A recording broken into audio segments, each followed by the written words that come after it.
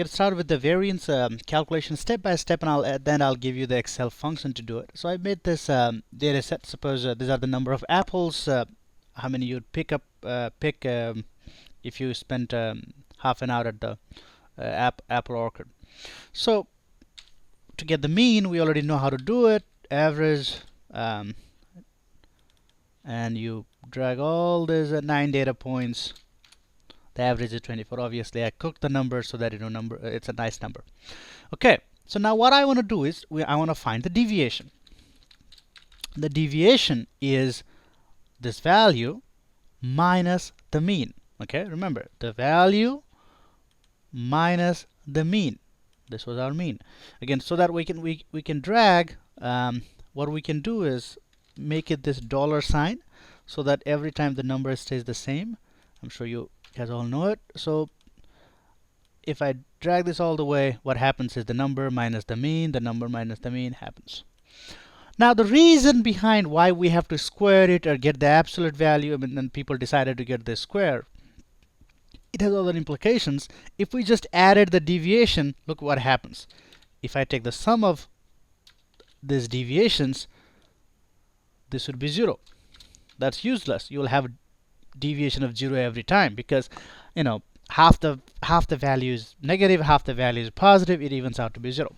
So to distinguish between where the numbers are further apart from the mean versus the numbers which are closer to the mean, what we have to do is either we have to make these negative values positive, or another way is square it. So the square of the deviation, So what the square of the deviation does is makes the negative positives. And it has another impact which might not be obvious to you, but let me explain this. So this value, square of it, what happens is it penalizes the bigger deviation more aggressively. So an example would be, so when the deviation was only 1, its square is only 1, right? When the deviation is minus 2 or 2, the penalty is 4, because the square of 2 is 4. So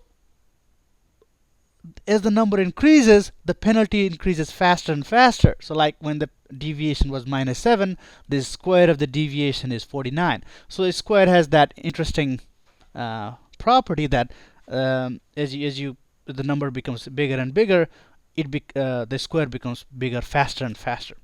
Well, so that means we penalize the small deviation less. The bigger deviation we start to penalize more and more. Okay, the sum of these values comes out to be 846, right?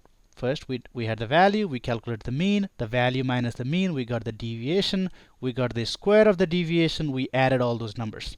Now to get our variance,